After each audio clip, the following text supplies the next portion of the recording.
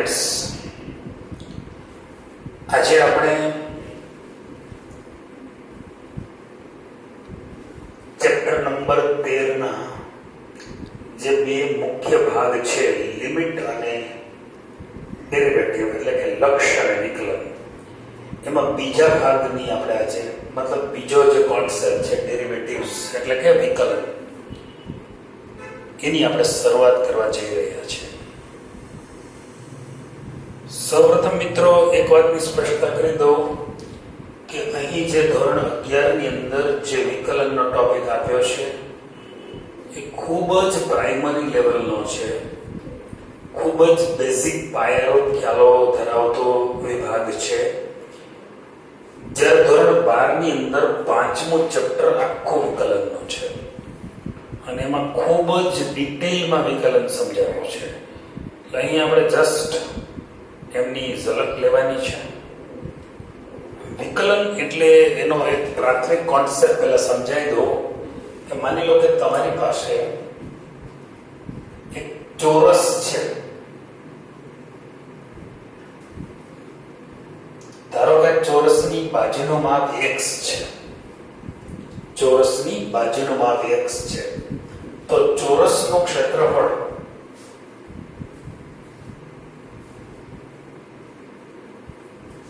a બરાબર x square થાય. જો a બરાબર આપણે fx ધારીએ તો fx બરાબર મળે x સ્ક્વેર, ચોરસનું ક્ષેત્રફળ. હવે fx બરાબર x સ્ક્વેર છે, રાઈટ? ચોરસની બાજુનો માપ અત્યારે x એટલે ધારો કે x બરાબર એક રકમ પકડીએ આપણે, ધારો કે x બરાબર 2 છે. જો x બરાબર 2 હોય તો f2 બરાબર 2 નો વર્ગ એટલે જવાબ મળે 4. ચોરસનું ક્ષેત્રફળ 4 ચોરસ એકમ. કારણ કે આપણે એકમ નક્કી નથી કર્યો, મીટર છે કે ફૂટ છે બાજુની લંબાઈ, કે પછી સેન્ટીમીટરમાં છે કે ઇંચમાં છે, એવું આપણે કંઈ કીધું નથી. 4 ચોરસ એકમ ક્ષેત્રફળ થયું. હવે માનો કે બાજુની લંબાઈમાં 0.1 નો વધારો થાય છે, એટલે કે જો બાજુની લંબાઈમાં એટલે કે x માં 0.1 નો વધારો થાય કે ઘટાડો, આપણે વધારો લઈએ તો બાજુની નવી લંબાઈ કેટલી મળે? ધારો કે આ જેને a જોડે બતાવીએ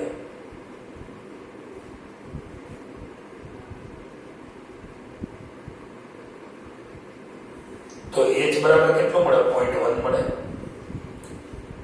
તો નવી લંબાઈ કેટલી થાય? x plus h એટલે કે 2 વત્તા 0.1 એટલે કે 2.1. તો નવો એમાં ક્ષેત્રફળમાં કેટલો વધારો થાય? મૂળ ક્ષેત્રફળ કેટલો હતો? x બરાબર 2 હોય ત્યારે ક્ષેત્રફળ 4 હતું. હવે કેટલું ક્ષેત્રફળ મળે? f x plus h બરાબર x plus h એટલે 2.1 છે, એટલે કે ક્ષેત્રફળ થાય 4.41, 2.1 નો વર્ગ બરાબર, એટલે 4.41 ક્ષેત્રફળ થયું. તો આપણે એમ કહી શકીએ કે બાજુની લંબાઈ જ્યારે 2 હતી ત્યારે ક્ષેત્રફળ 4 હતું. જો બાજુની લંબાઈમાં 0.1 નો વધારો થાય તો ક્ષેત્રફળમાં 0.41 નો વધારો થયો. બેનો તફાવત તમે લ્યો, fx plus h minus fx કરો બરાબર. x એટલે કેટલું છે? 2 છે, એટલે કેટલું થાય? f2 plus h minus f2 plus h એટલે 0.1 છે minus f2 એટલે આ થયું f2.1 minus f2. f2.1 ની કિંમત છે 4.41 ઓછા f2 એટલે 4 એટલે જવાબ 0.41. ક્ષેત્રફળમાં 0.41 જેટલો વધારો આવ્યો. મિત્રો જોઈ લો, ખરેખર બાજુની લંબાઈ 2 હતી પહેલા, x બરાબર 2 હતું. પછી બાજુની લંબાઈમાં માનો કે કોઈ ચોક્કસ પ્રકારની ધાતુ છે એનો ચોરસ બનાવ્યો છે અને પછી બહુ વધારે તાપમાનમાં પડ્યું રહે અને બાજુની લંબાઈમાં વધારો થઈ જાય તો ચોરસ થોડોક મતલબ આ લંબાઈ છે થોડી વધી ગઈ તો ક્ષેત્રફળમાં કેટલો વધારો થાય તો ક્ષેત્રફળમાં 0.41 નો વધારો થાય. ફરીથી બાજુની લંબાઈમાં 0.1 નો વધારો થાય તો ક્ષેત્રફળમાં 0.41 નો વધારો થાય. હવે આ જે વધારો અને ઘટાડોની જે વાત છે એ આપણે એક કોષ્ટકથી સમજીએ. જેમ કે હું પેલા લઉં છું h, કોષ્ટકમાં પહેલી માહિતી h, બીજી માહિતી લઉં છું f, a plus h minus f, એ એટલે a બરાબર 2 છે. એ એટલે અત્યારે 2 લીધો છે, પછી ક્યારેક 3 પણ હોઈ શકે, બરાબર? ક્યારેક a ની જગ્યાએ અહીંયા જે 2 છે એની જગ્યાએ 5 પણ હોઈ શકે. વ્યાપક રીતે a લઉં છું. પછી એટલે બીજું ખાનું f a plus h મતલબ f a plus h minus f. ત્રીજું ખાનું બંનેના ગુણોત્તરનું લઉં છું. આ બંનેનો ગુણોત્તર. અને હવે આપણે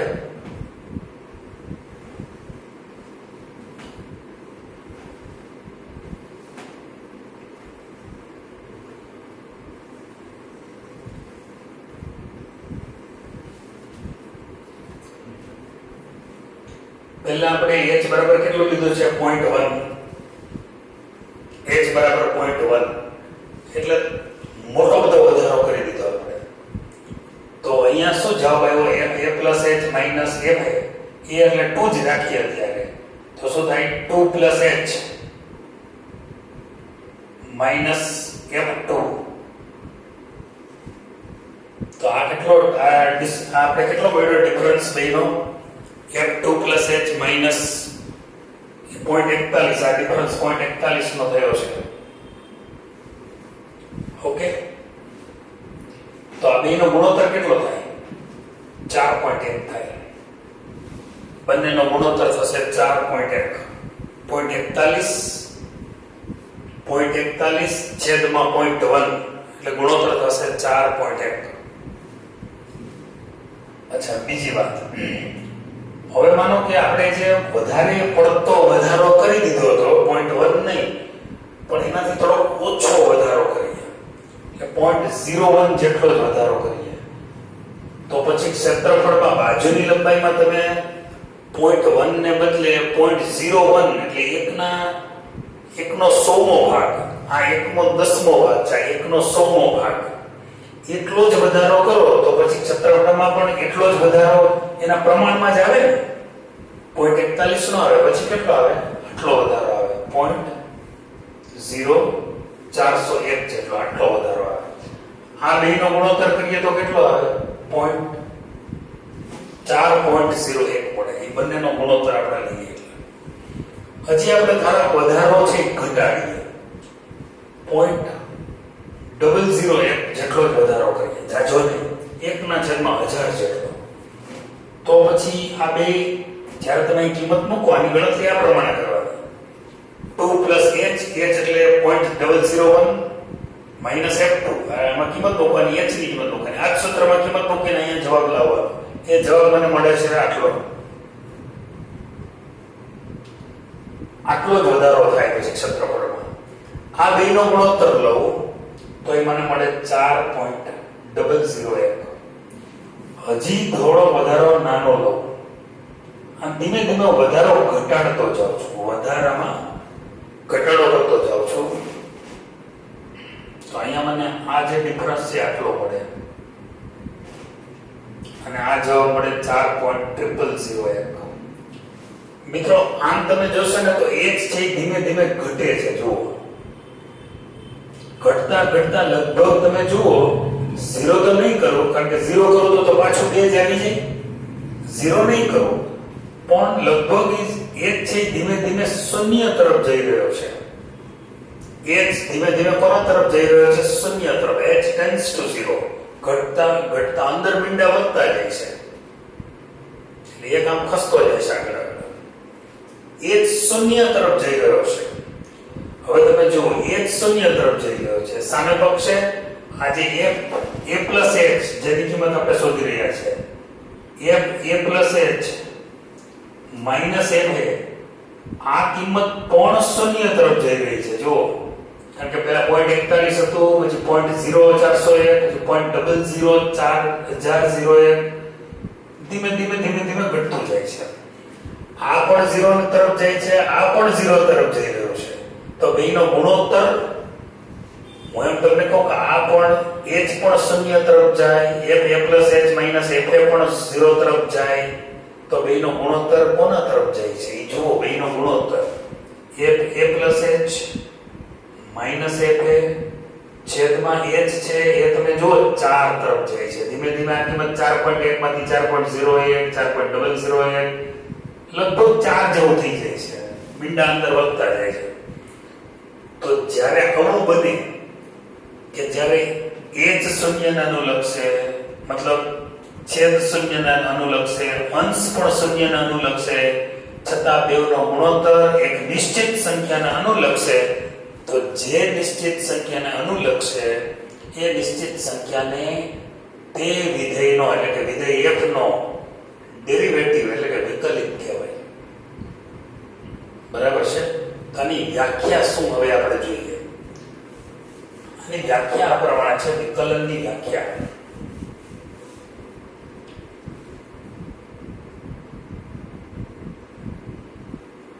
વિકલિત અને વિકલન વ્યાખ્યા. ધારો કે f વાસ્તવિક વિધેય છે.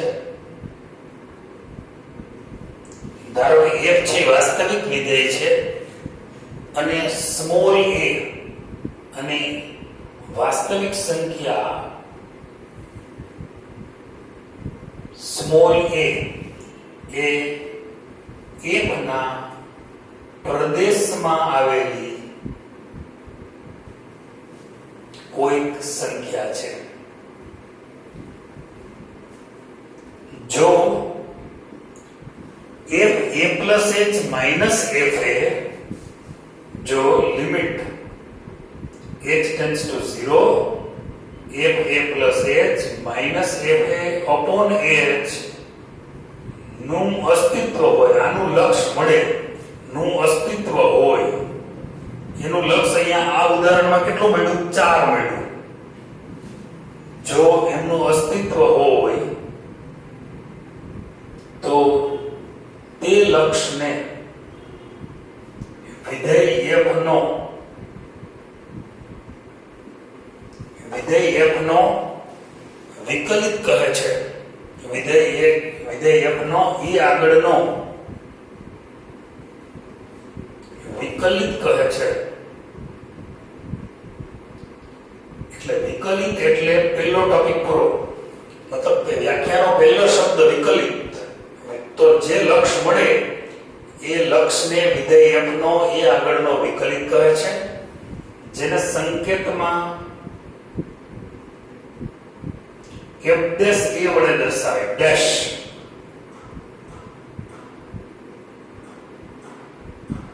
આમ f ડેશ a બરાબર limit h tends to 0 f a plus h minus f a છેદમાં h. ટૂંકમાં વિકલન શોધવું એટલે એક પ્રકારનું લક્ષ જ છે. તમને એક વિધેય આપશે, એનું તમારે લક્ષ શોધવાનું. આ સૂત્રમાં મૂકીને કિંમત, આ સૂત્રમાં વિધેયની કિંમત મૂકવાની અને પછી એનું લક્ષ શોધવાનું. ઈ જે લક્ષ મળે એને વિધેય f નો ઈ આગળનો, અહીંયા સંખ્યા a હતી તો એ આગળનો વિકલિત કહે છે, જેને સંકેતમાં f ડેશ વડે દર્શાવાય છે. એટલે સૂત્ર બરાબર મેં લખી નાખ્યું f ડેશ. અચ્છા, f આ છે એને f ડેશ છે એને બીજા સંકેતથી પણ દર્શાવી શકાય. સૌપ્રથમ વિકલિત કોને કહેવાય એ આપણે સમજી લીધું. મિત્રો એટલું જ યાદ રાખવાનું છે કે ઉપરની જે કિંમત છે તે અને નીચેની કિંમત છે બંને શૂન્ય તરફ જાય છે. ચોક્કસ ઉદાહરણ લઈને સમજ્યા. આ વિધેયનું આ ચોક્કસ પ્રકારનું વિધેય છે. આ વિધેયના લક્ષનો જો અસ્તિત્વ મળે ઈ જે મળે આ કેસમાં 4 મળ્યું હતું. દરેક કેસમાં જુદું જુદું હોય. જે આ વિધેયનું જે લક્ષ મળે તે લક્ષને વિધેય f નો x e આગળનો વિકલિત કહે છે, જેને સંકેતમાં f' વડે દર્શાવાય. આ વિકલિત શોધવાની ક્રિયાને વિકલન કહેવાય.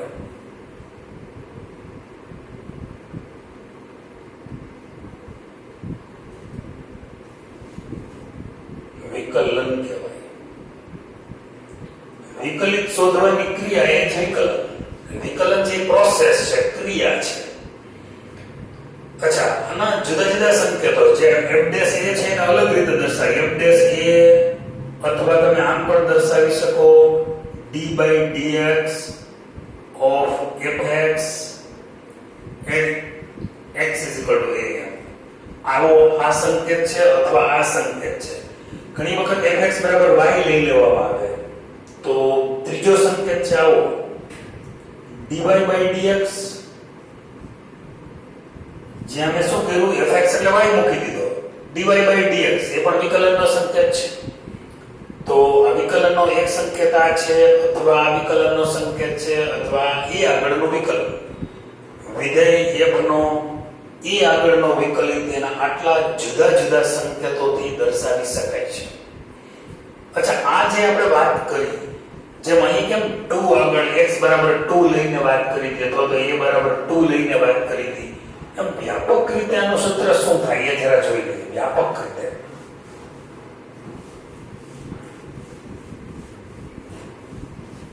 આ સૂત્ર નંબર 1 આપણે મેળવી લીધો છે. હવે વ્યાપક રીતે વિચારવું હોય, વ્યાપક રીતે વિધેય f નો x આગળનો વિકલિત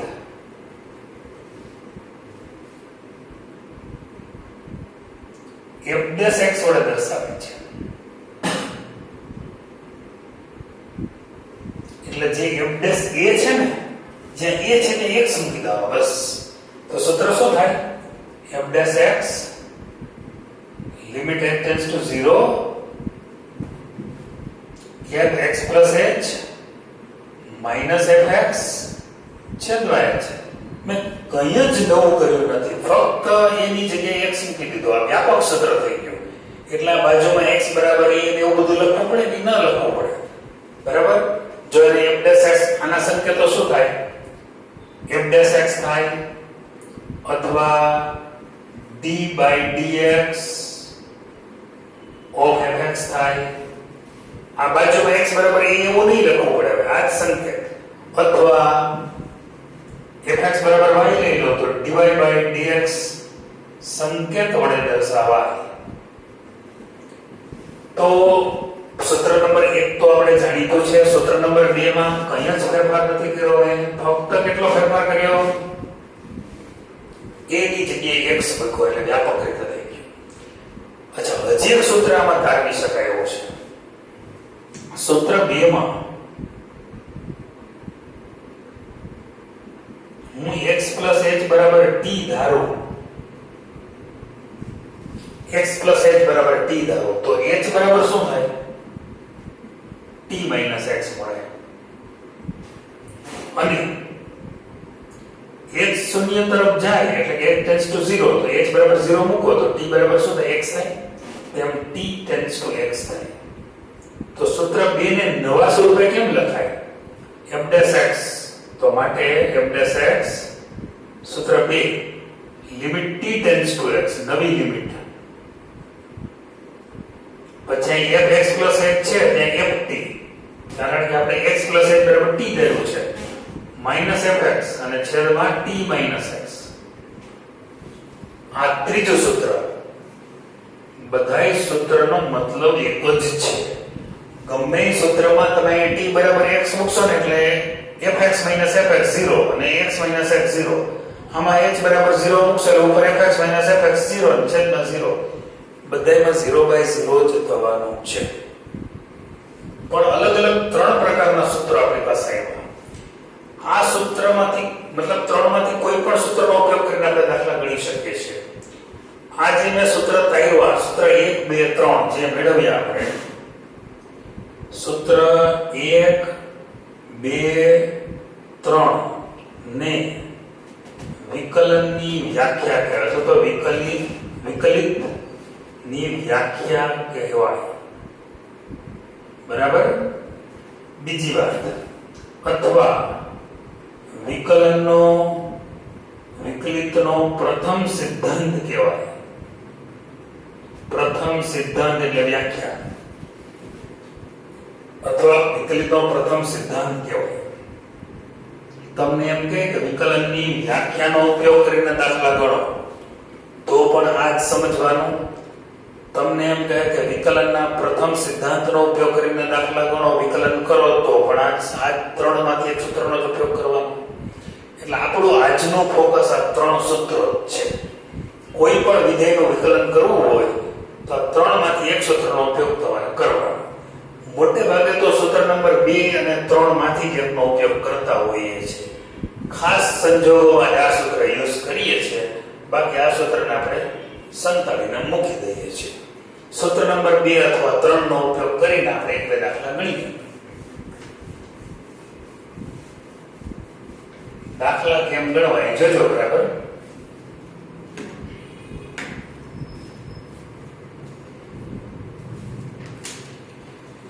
તો પહેલો પ્રકાર અહીંયા સ્ટાર્ટ કરીએ છીએ આપણે, પ્રકાર 1.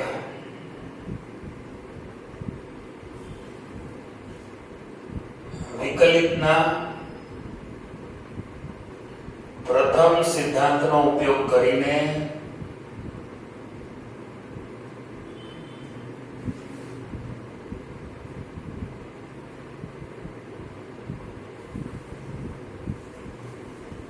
વિકલિત શોધો.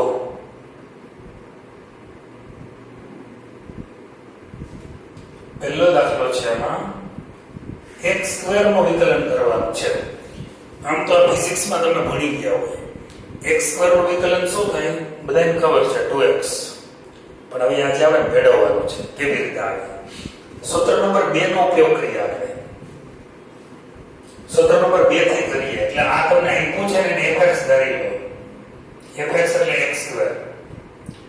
પછી સૂત્ર નંબર 2 માં fx h છે ને, તો તમે fx ઉપરથી fx h મળી જશે. કેટલું થાય? x ની જગ્યાએ x h મૂકી દો. બરાબર. એ તમને મળી ગયું. હવે તમારે ડાયરેક્ટ શું મેળવવાનું છે? f' મેળવવાનું છે. વિકલિત શોધો એટલે f' નું સૂત્ર limit h tends to 0 fx h minus fx છેદમાં h. હવે limit h tends to 0 fx h ની કિંમત છે x h નો વર્ગ માઈનસ fx એટલે છે x નો વર્ગ. fx એટલે x વર્ગ છે અને છેદમાં h છે. હવે ઉપર તમે અવયવ પાડી શકો બે પૂર્ણ વર્ગના તફાવતથી. x h minus x h plus x અને છેદમાં h. અહીં x ઉડી જશે. Limit h tends to 0 h x plus x એટલે 2x પ્લસ h છેદમાં h. હવે h તો ઉડી શકે, તો લિમિટ h ટેન્ડ્સ ટુ 0 કેટલું વધે છે? 2x પ્લસ h વધે. એમાં h બરાબર 0 મૂકી દો એટલે જવાબ આવે 2x 0 એટલે કે 2x. આ જે મળ્યું f' મળ્યું. અથવા તો મેં તમને શરૂઆતમાં કહ્યું હતું કે x² નું વિકલન 2x છે, પણ 2x આવી રીતે મેળવી શકાય. અચ્છા, સૂત્ર નંબર 2 નો ઉપયોગ કર્યો. સૂત્ર નંબર 3 થી પણ દાખલો થઈ શકે. તમને જે યોગ્ય લાગે એ સૂત્રથી તમે દાખલો ગણી શકો. ફરીથી એકવાર રિવાઇઝ કરી દો. fx બરાબર x² મતલબ x² નું વિકલન કરવાનું હતું. જે વિધેયનું વિકલન કરવાનું હોય તેના બરાબર fx ધારી લો. ત્યાર પછી તમે સૂત્ર નંબર 2 વાપરવા માંગતા હોય તો fx h ની કિંમત શોધો. સૂત્ર નંબર 3 વાપરવા ઈચ્છતા હોય તો ft શોધો. અત્યારે આપણે સૂત્ર નંબર 2 નો ઉપયોગ કર્યો છે તો fx h શોધી લો એ મળશે x h હોલ સ્ક્વેર હવે f' નું સૂત્ર લખો સૂત્ર લખ્યા પછી આ બંને કિંમતો એને એપ્લાય કરી દો પછી જે વિધિ થતી હોય લક્ષમાં શું કરતા હોય અવયવ પાડીએ અને કાં તો પછી કોઈ ત્રિકોણમિતિના સૂત્રનો ઉપયોગ કરીએ આપણે એવું બધું કરતા હોય જે લક્ષ શોધવાની જે રીત છે અહીંથી તો વિકલનનું કામ પૂરું થઈ જાય છે અહીંથી પછી બધું જ લક્ષનું કામ શરૂ થાય જ્યાં સુધી છેદ 0 થતો હોય ત્યાં સુધી કિંમત મૂકવાનું નામ નહીં લેવાનું એકવાર છેદ 0 થવાનું બંધ કરી દે એટલે પછી આપણે કિંમત મૂકી દેવાની કિંમત મૂકશો એટલે જે મળશે વિધેય એકનો x આગળનો વિકલિત જ મળશે આ જે કિંમત મળી એ વિકલિત છે કોનો x² નો વિકલિત છે મતલબ x² નું વિકલન 2x થાય છે કોઈ પણ વિધેયનું વિકલન તમને ન મળતું હોય ને તમને સૂત્ર ભૂલી ગયું હોય ને આ સૂત્રમાં કિંમત મૂકો ને અને આટલી લાંબી ગણતરી કરો ને એટલે કોઈ પણ વિધેયનું વિકલન તમને મળી જાય માસ્ટર કી છે કોઈ પણ વિધેયનું વિકલન જોતું હોય તમને એમ થાય છે કે કોઈ પણ વિધેય જેમ કે ફિઝિક્સમાં અત્યારે તમારે sin x નું વિકલન આવે cos x નું વિકલન આવે sin x એમ ઘણા બધા વિધેયના વિકલન તમારે આવતા હશે તમને એ તમે ગોખી નાખો છો પણ એવું નથી ગોખવાની જરૂર નથી તમારે વિકલન આ પ્રમાણે ગણવાના હોય છે હજી એક દાખલો ગણવાના આના જેવો પછી આપણે તમને થોડા હોમવર્કમાં આપીશું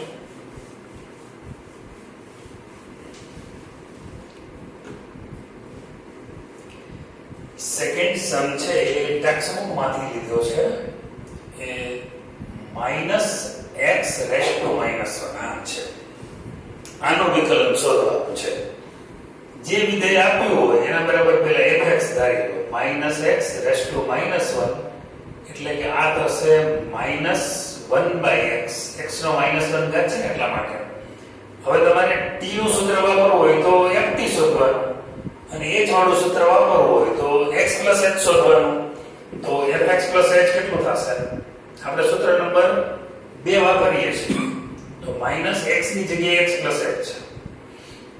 અચ્છા હવે સૂત્ર લખવાનું f' બરાબર લિમિટ h ટેન્ડ્સ ટુ 0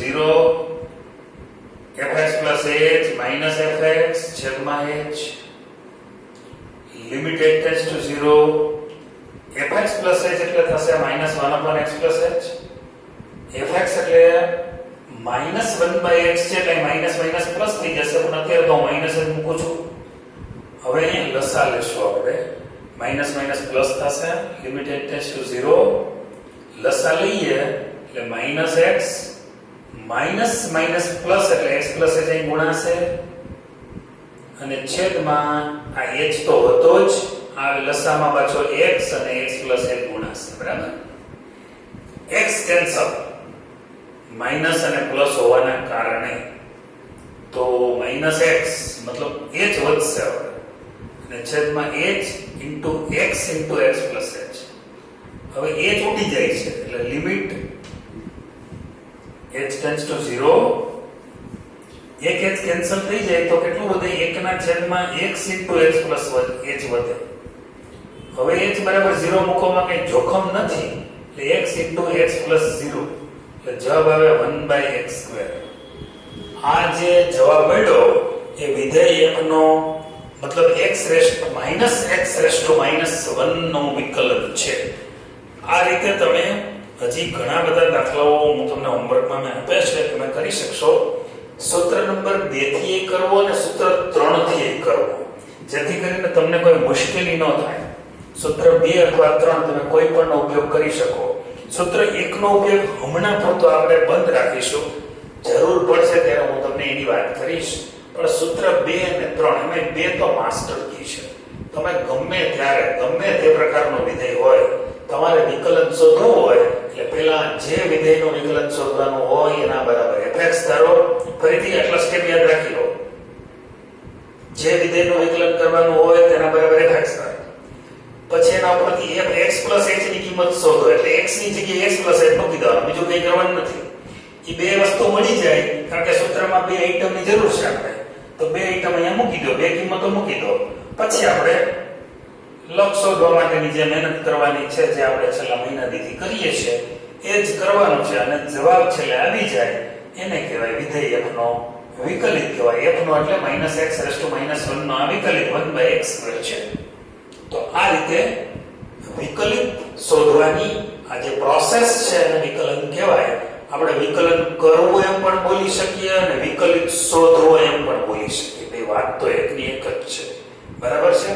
તો આ રીતે નેક્સ્ટ લેક્ચરની અંદર આપણે હજી આ વ્યાખ્યાન રીતે આગળ વધીશું. બીજું થોડાક ડાઉટ્સ હજી મારી પાસે ભેગા થઈ રહ્યા છે. ડાઉટ્સ ભેગા થશે એટલે કદાચ 16મો સત્ર 18મો લેક્ચર લગભગ આપણે ડાઉટનો કદાચ રાખીશું. હજી એક લેક્ચર આ વિકલનનો લઈ લઈએ, પછી આપણે ડાઉટ સેશન પણ યોજી શકશું.